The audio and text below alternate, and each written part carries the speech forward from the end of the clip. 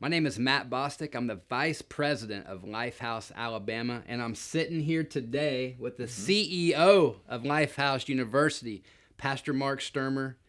And Pastor Mark, I want to go back to the beginning. A lot of people have asked, how did Lifehouse University start? Well, the way it started was I ended up going into prison ministry way back in like 1994. And so I got involved with prison ministry. And one of the things I recognized was a lot of the guys that we were ministering to in prison, they would get out and they would have no support. And because of that, they would end up back in prison. And I actually asked the Lord, I said, Lord, you need to help these guys. And the Lord, he spoke to me and he said, I did, I made you. So, I find that if you have a compassion for something, it's normally because God wants you to do something about it. And so we did. We just prayed and we did something about it. And we started back then what was called Ascension House. And it officially started, it was started a little bit before, but officially it was started in 1997. And we just began to minister and open ourselves up to help other people. And so that's where it began. Here in Louisiana, correct. Here in Louisiana. And that's where it began that many years ago. Were you pastoring then? No, I was actually working a job, involved in church, very much, just wanting to make a difference. And I actually started what is Lifehouse today, Ascension House. I started it while I was working my job. And later on, I quit my job and, of course, went into full-time ministry. But way before that, we were doing the ministry of helping men that were coming out of jail and coming off the streets.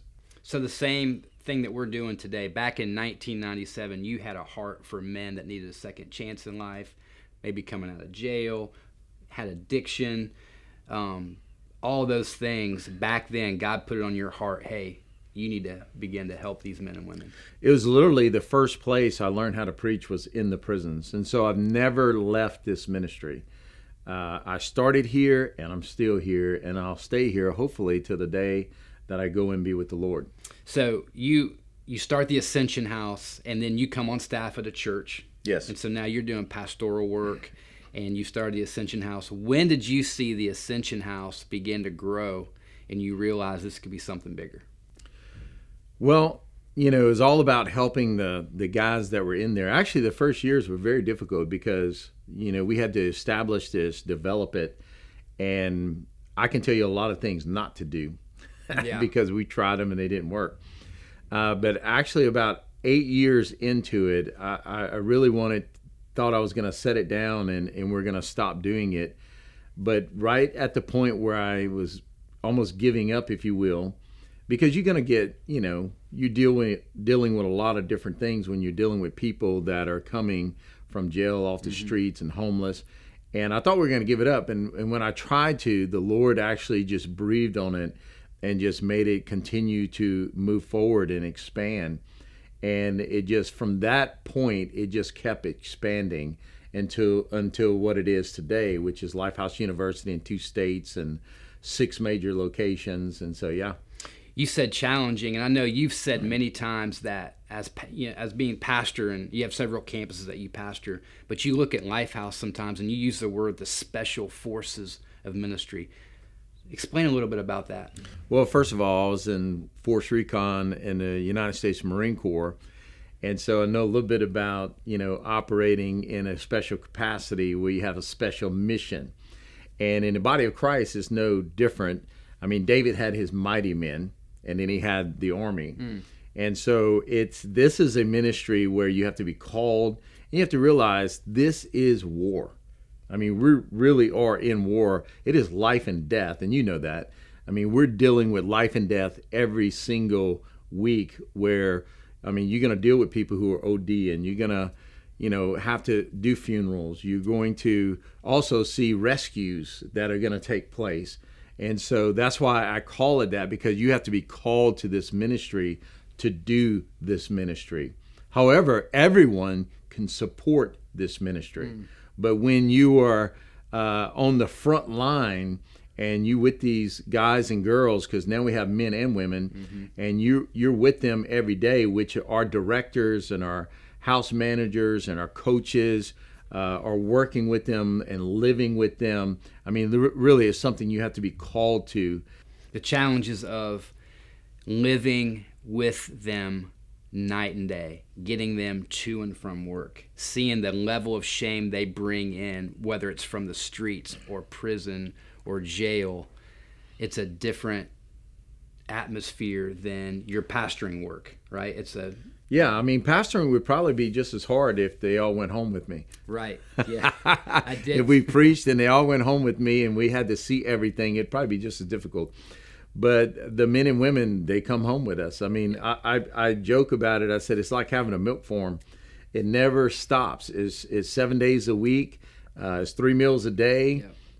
All the transportation, all the counseling, just, taking them to court, dealing with the family, the reconciliation of that, the trauma that we're working with and dealing with every day. I mean, it never stops. And we have some incredible, very qualified individuals that work every day with our men and women, because most of them, Pastor Matt, have been there. Most of them have come out of that. As a matter of fact, most of our organization is ran by people who have graduated from Lifehouse University. Yeah, now giving back. And they're giving back. So take me from the Ascension House to what I found. And when I met you in 2020, I walked into Lifehouse, this 30 acres here in Gonzales, Louisiana. Tell me about how it got from the Ascension House to this beautiful acreage and buildings, and how'd we get there? Well, we had, our men's home in 2 locations. We had women's homes that were going as well. And when we were able to acquire this place, Lifehouse University, our men's campus in Louisiana, and it's, all the acreage and all the buildings, we felt from the Lord it was time to do a vision enhancement. And so we did a vision enhancement where we went from, Ascension House helping men and women rise above to Lifehouse University, where we're partnering with the community, because that's one of the things I learned through the years. You don't do this by yourself. We need others. We need businessmen and women. We need to work with the government. We need to work in corrections. I mean, we need to work with education. I mean, we all have to work together with the churches. We have to work and join together to change the world by helping men and women live in freedom every single day. And we do that in 3 key areas. And the 3 key areas. Yeah. What are they? Spiritual development, yes, where we work with the men and women every day to grow in their relationship with God. Community connection, we get them involved in the community. They serve at church. Very vital. They have meals together. Yeah. Very important from that, have that connection to the community within their own community. And then career advancement. We work really hard to get them into the workforce place so they can have a job to get a better job for hopefully that career job. So those 3 things are kind of the heartbeat of Lifehouse University. Yeah, and so we moved to that, and then that allowed our capacity to get even larger. And of course, then, when you came down and I was able to meet with you, and we decided to partner up and go to Alabama. Yeah, big state of Alabama. A lot of people have asked, how did Alabama come about? And Andrew and I kind of the same way. We were kind of doing this on our own, and someone had mentioned, you need to meet Mark Stermer, Pastor Mark Stermer, and meet the Lifehouse. So when I came out to visit you the first time and we saw it, I felt like God just really drew our hearts together, kindred spirit. And driving back home then to Montgomery, you were going to sit on my board and help Andrew and I kind of get things going in Alabama. And I just heard the Lord's voice crystal clear that we were to come under, Pastor Mark and Pastor Cindy's leadership and plant what they had in Louisiana there in Alabama. And so calling you and having you guys come out, your advisory board, to come look at it, that was kind of the beginning of us dreaming, what would this look like to take what you had been doing for 30 years, all that you had learned, and plant that in Montgomery? What was that like early on for you when you thought, man, we could possibly duplicate this and reach more people in another state? Well, I always felt like that's what was also part of what God was going to do was to reduplicate this. And we had actually helped other homes get going and move forward, and they're helping men today in those areas. But I really sense that, right now we're housing hundreds of people, but I really sense that before I die, because I plan on being involved in this the rest of my life, but before I die, I really can see us housing a couple of thousand men and women across the country and making a huge impact and difference. I mean, just in the capacity that, we were at in 2024, just in that year, I mean, you're looking at in a 7-year period, we literally were ministering. We have directly ministered, and it means directly serviced and ministered to and shared with and helped 2,000 people in a 7-year period. And so that's directly. And so indirectly, I mean, that's thousands with their families and their parents and their kids and just everything that goes on with the business community and all the businesses. So you're talking about already it's touching thousands upon thousands of people. But I feel that when we are, housing 2,000 at one time in a 7-year period, I mean, you're talking about impacting a tremendous amount, thousands upon thousands of people being impacted in our community. And that, my friend, is how you change the world. Yeah, and you look at the impact. This is what shocked me in the years that I've been with you. It's not just the Lifehouse family members, but it's the extended family that we've seen come to know the Lord, set free themselves of addictions, marriages healed, that the engagement now that they weren't going to church, now they are, because one of the core values is we go to church together on Sundays. And so that's been a huge shock to Andrea and I to watch the other family members be reached as well. What's been your experience with that over the years? Oh, just people being impacted and getting connected to the faith community is a huge thing. Getting connected to other people who are healthy, because the best thing an unhealthy person can do is start hanging around healthy people, because the Bible even says the wise hang with the wise. And a fool hangs with the foolish people. And so this allows them the opportunity to change their life and to reconnect with people who are going to guide them in a proper direction so they can function and be an impact themselves in the community that we live in. One of the things also that impressed me the most about Lifehouse when Andrew and I were looking at your model that you have been doing for years is this first resident candidate stage, where we take a chance on them when they come in. And you've always said we're going to go after the ones who are lost, who are unloved, who are not wanted.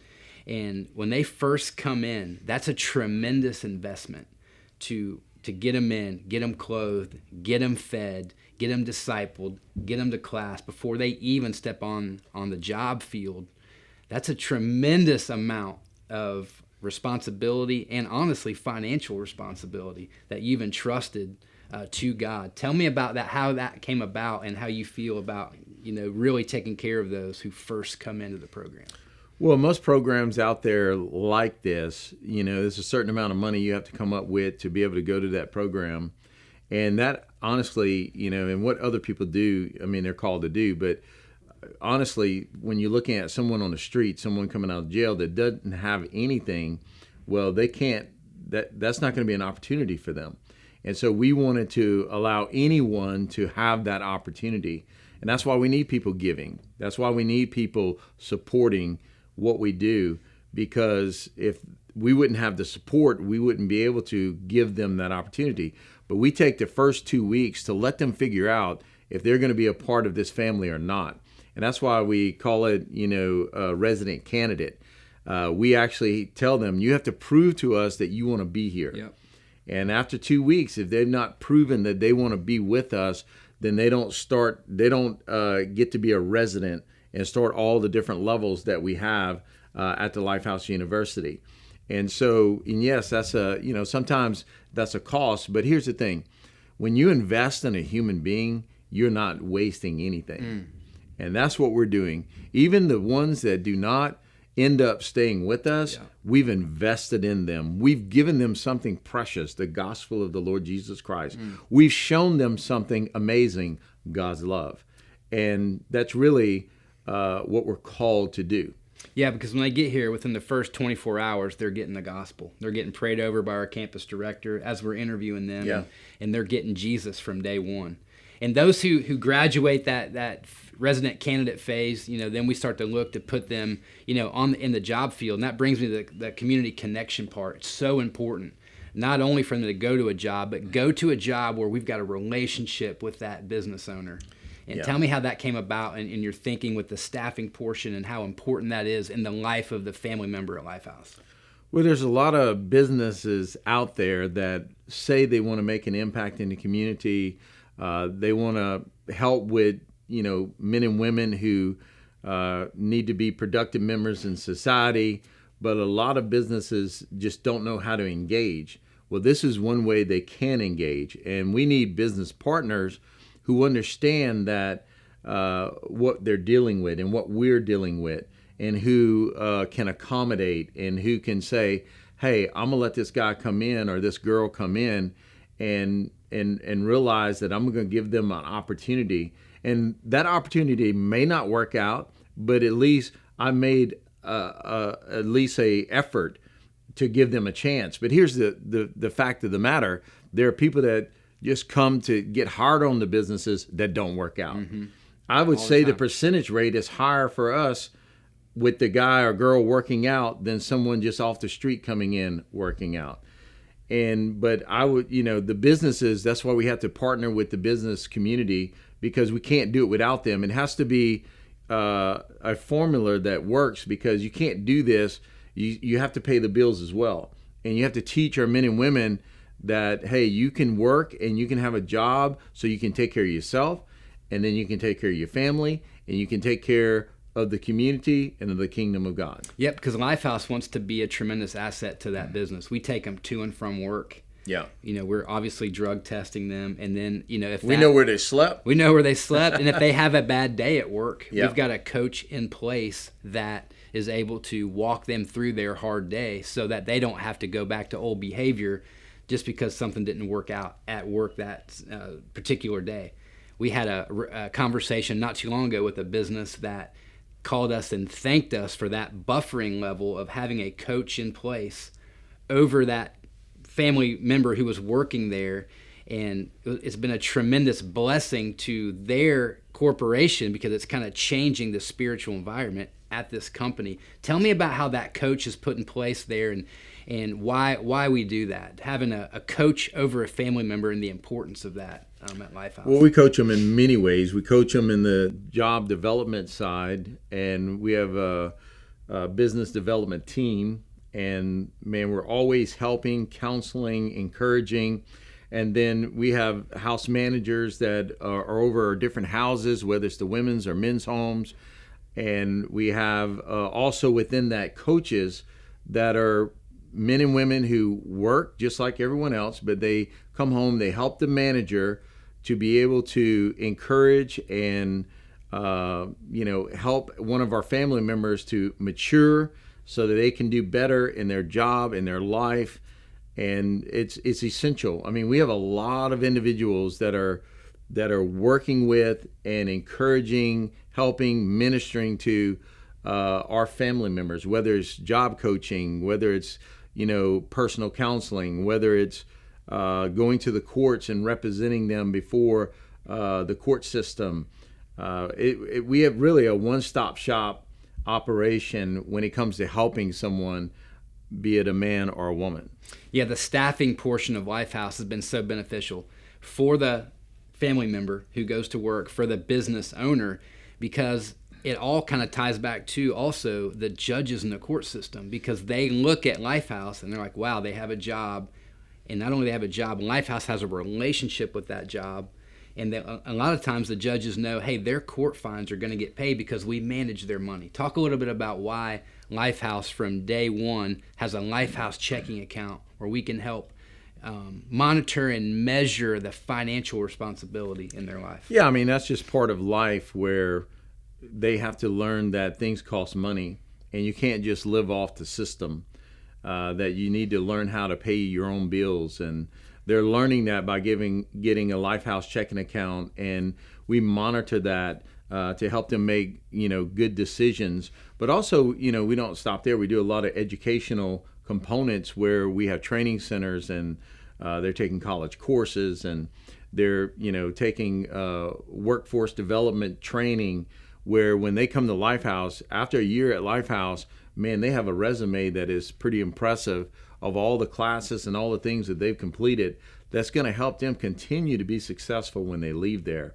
But when you controlling the education and you're looking at, growing them, and because it's really, we're like, hey, we want you to get better. So we don't want someone to come in and go, we just, if you don't want to learn, that's okay. No, that's one of the requirements is you got to keep learning. You got to keep growing. We want to stretch them. We want to put them in environments where they're going to learn and they're going to grow. And that's going to help them throughout life. I got a question the other day. It simply said, how do you feed them all? Right? They were asking, because that's a big deal when they come in. I mean, the food aspect, today we probably have hundreds of people at some capacity in 2 different states that are under roof, and they all got to be fed 3 times a day. Tell me, let's just start here in Louisiana. How in the world, people want to know, how do you feed them 3 meals a day?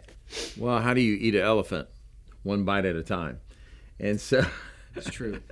And so it just, it just takes getting the food and having teams. We have teams of cooks at all our different sites because our men and women, when they come in, literally, they don't have to cook. They don't cut the grass. They don't have to drive. They don't do any of that. We do all of that for them. Their job is to come there, to learn, to grow, to get better. And feeding them is just having the right team in the right place to be able to do that. And again, it comes back to partnership. We have partnerships with these companies all around our community that are stores, that are bakeries, that are, milk places. I mean, we have partnerships with all these people, with the food bank. And so through all of those partnerships, we're able to raise up a lot of the food that we need. And then we have to buy some food. And we are men and women who are cooking and feeding everyone, and it just all works because it works as a team. Teamwork makes the dream work. Yeah. And that's the only way we can do this, is having a great team to be able to make it happen. Especially teamwork when we look at how we get them to and from work. Let's talk about transportation a little bit, because people have asked about the vehicle. So how in the world do you get them to and from work? And when you look at 2 different states and 5 different campuses, that can be a lot. Yeah. It takes a lot of organization, but we have, again, men and women who have graduated through Lifehouse University that do an incredible job with organizing that and putting it together. And we have van drivers that drive everyone to where they're supposed to be. Those van drivers are part of the employment of Lifehouse University. That's one thing I love is our family members that come in, they have an opportunity to even become a part of the team.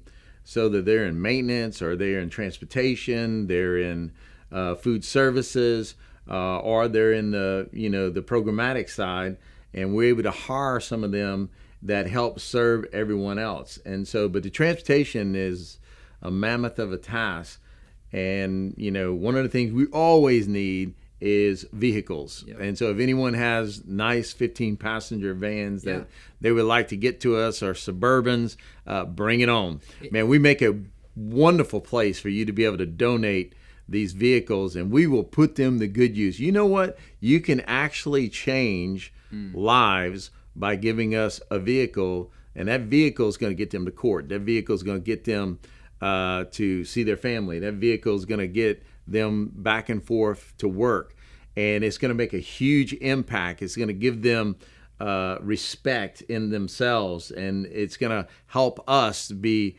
proficient in doing this work. And so if you got vehicles, we will take them. When I get the driving report every night for the next day, it reminds me when you walk into an airport and you see the different planes taking off from different locations and when they're going to land, because it is an operation.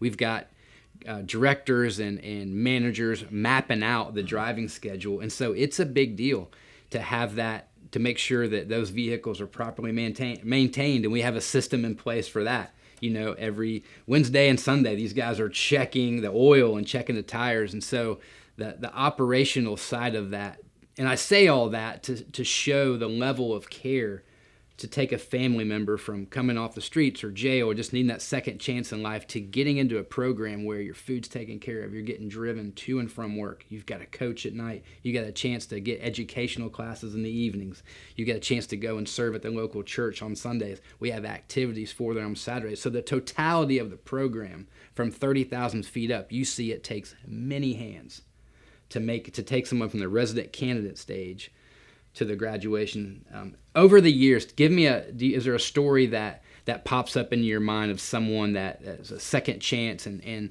they were able to stand up there on that stage? We do a graduation a couple of times a year. Is there a story that sticks out in your mind? If not, I've got one. I've got several, but you've been doing this a long time, almost 30 years now. Mm-hmm. I'm sure you've seen a lot of miracles walk across that stage. Tell us a little bit about graduation first, and you can tell us a story. Yeah, I mean, we graduate every quarter, and so we're graduating men and women, and so it's a beautiful thing to see. But I think just every story is a special story, is a unique story within itself. I mean, like I said, most everyone that I would say 90% of the people that run Lifehouse University are graduates. The business development side, our head person that runs that, Will does an incredible job. He graduated and, has stayed with us. He started off in food services. He came to us with nothing. And now he's organizing and facilitating transportation just across the board with Lifehouse University. And, that's just a perfect example. He got married. And now him and his wife have children. His wife graduated from Lifehouse University. And then they got married and they have children, and they're continuing to make an impact in the world that we live by helping men and women live in freedom every day. It's a beautiful thing. We do have an incredible staff. If you look at our directors, just their miracles, like you said. Matt Luna at Shoals, and how many years has he been here now? Yeah, 17 years. So we have a director up there that's a graduate of Lifehouse, now giving back into that campus up there. And every campus has its own just special flavor of business owners and advisory partners who have jumped in and seen just what could take place, the miracles in these different pockets of the region of Alabama, and Louisiana. Mm-hmm. The business side of it, if you're a business owner today and you're like, I would want to give to that and be a part. Give me a story of maybe a business relationship here where the family members kind of changed the atmosphere of the business, and now they become friends or church members, or how you just see God working in that. Yeah, we have contracts with multiple businesses across the spectrum of Alabama and Louisiana. One particular, we have a contract with a local government, and the local government actually came to us and said, man, you guys have actually changed the whole atmosphere in our workplace because of your men and women that are coming to work, because they're hard workers. And it really has helped our whole organization be better. And, that's just one testimony of many that, we have watched throughout the years. Going forward, what's your prayer for, as God is speaking to your heart? You're such a visionary person. You've got, how many campuses do you pastor, here locally and around the world, right? You've got, anyway, we could go on forever about that. You've got all these campuses, you've got a church that you oversee, and you've got Lifehouse, and you see the opportunity to, reach more lives. And, God's put that on your heart to continue to just look for that next one who needs a second chance in life.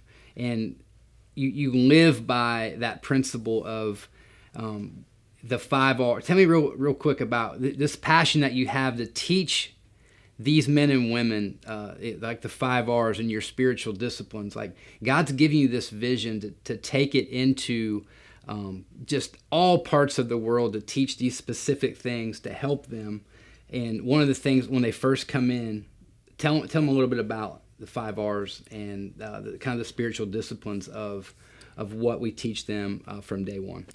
Well, you have the spiritual disciplines, then you have community connection, and you have career advancement. And all of them they're very important, but you need a foundation, and the foundation is the spiritual development, which we teach them how to deal with wrong thoughts in their mind. We teach them how to have a relationship with the Lord, not just know about the Lord, but have a relationship with the Lord.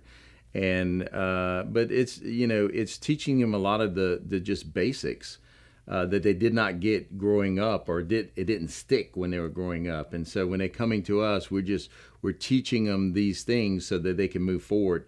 And we have all kind of tools. Lifehouse Recovery is one of our main curriculums that we use that has the 12 steps. Mm-hmm. Like I said, workforce development is training, because we only have them for a short amount of time. And just like many of you, we have our kids for a short amount of time. And you got to train them to be able to, when they leave that home, to be successful when they go out in the world. And we have a very short amount of time, and it takes an incredible amount of energy. And we just do what we can to get them equipped as best we can with the time we have, so that they can have a life where they live in freedom every day. And I'll close with this. This is something that has inspired me about working under you and being a part of your ministry. There's a scene in the Bible where Jesus, he feeds the 5,000. In the next kind of chapter, the next scene, some people are following him, some aren't. But he says this phrase of, don't waste your energy on things that'll perish, but things that are eternal. And you have kind of lived that way. And from just watching your spiritual disciplines to what you spend your time doing, what would you say to the business owner out there, to the donor who wants to give or is thinking about being a part of Lifehouse? What is it about the life of Christ and what God's done in you that makes you live such on purpose, on mission for things that, like Jesus said, don't spend your energy on things that are going to perish? And you have done such a great job of modeling that. But what is it about what is it about you that lights that fire in you to be on mission, on purpose? I've been with you 4 years. It's never changed. Matter of fact, it continues to increase. What's God doing in you that you find so eternally satisfying in that? Well, as a Christian, we're not left on earth so that we can just use up the earth. We're left on earth so that we can impact the earth. And we have a mission, and that is to see people saved, see people discipled, see the hurting and the poor served. I mean, that is the mission of God that we have to make sure that we stay on target with. And even Jesus said, don't store up treasure on earth where rust will destroy and thieves will come in and steal, but store up treasure in heaven. And that's really what we as Christians, we live for what will come. Not what is. And we understand that the investment in human beings is the investment that has eternal value. And that's why we concentrate on investing in our most valuable asset, and that's the people. And again, you never waste anything when you invest in a human being. I would say that Lifehouse University is in giving to it in any capacity, whether you pray for Lifehouse or whether you get engaged and give financially or serve physically at the Lifehouse, that eternal return on investment. I think Lifehouse is a great vehicle for that. Yes, and we would very much appreciate your support, your prayer, and your involvement at whatever level that you want to come with us on this journey to change the world. How? By helping men and women live in freedom every single day. And so thank you for listening and being a part of this, and I hope to see you down the road.